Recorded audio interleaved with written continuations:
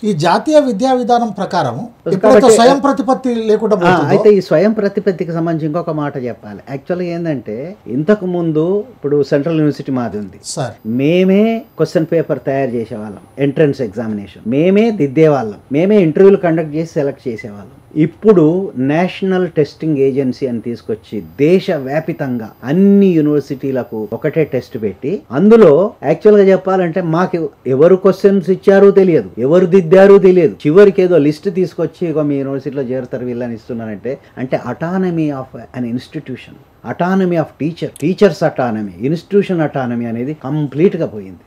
అంతేకాకుండా మనకు యూనివర్సిటీకి సంబంధించిన విషయాలను నిర్ణయాలు తీసుకోవడానికి ఇంపార్టెంట్ అంశాల మీద అకాడమిక్ కౌన్సిల్స్ ఉన్నాయి, ఎగ్జిక్యూటివ్ కౌన్సిల్స్ ఉన్నాయి, సిండికేట్లు ఉన్నాయి. ఇవన్నీ ఏమి లేకుండా ఇప్పుడు వాళ్ళు ఏం చేశారంటే బోర్డ్ ఆఫ్ గవర్నర్స్ అనే ఒక ఇన్స్టిట్యూషన్ పెడుతున్నారు. ఈ బోర్డ్ ఆఫ్ గవర్నర్స్ లో ఎవరు ఉంటారు? ఆ బోర్డ్ ఆఫ్ గవర్నర్స్ లో ఈ లోపల అంతకు ముందు అకాడమిక్ కౌన్సిల్ అంటే 100% ఇక్కడ ఆ యూనివర్సిటీ టీచర్స్ ప్రొఫెసర్స్, కానీ ఈ బోర్డ్ ఆఫ్ గవర్నర్స్ లో బయట వాళ్ళే ఎక్కువ మంది ఉంటారు. ఒకటేమో నంబర్ తక్కువ 10-12 మంది ఉంటారు, రెండోది వాళ్ళందరూ బయటి వాళ్ళే. అంటే ఇక యూనివర్సిటీ అటానమీ అనేది ఇటు టీచర్స్కు లేదు, ఇటు యూనివర్సిటీ అనుకలే. ఎందుకు మా యూనివర్సిటీలో మేము అడిగాము, నేను అకాడమిక్ కౌన్సిల్లో అడిగాను, వైస్ ఛాన్సలర్ని అడిగాం, మీరు ఎన్ఐటికి ఎందుకు ఇచ్చారు? ఇప్పుడు మేము కండక్ట్ చేస్తాం అంటున్నాం టెస్ట్లను, మేమే ఎంట్రన్స్ పరీక్ష నిర్వహిస్తామని అంటున్నాం, ఎందుకు ఇచ్చామంటే మన చేతులు లేదు, ఆల్రెడీ వీ హ్యావ్ కమిటెడ్. అంటే ఎవరిని అడిగి కమిట్ చేశారు అని అడిగాం, ఎవరిని అడిగి కమిట్ చేశారు? Vice chancellor. మీరు ఎవరికి వైస్ ఛాన్సలర్? మినిస్టర్కి వైస్ ఛాన్సలరా, ఇక్కడ విద్యార్థులకు వైస్ ఛాన్సలర్సా, టీచర్స్కి వైస్ ఛాన్సలర్?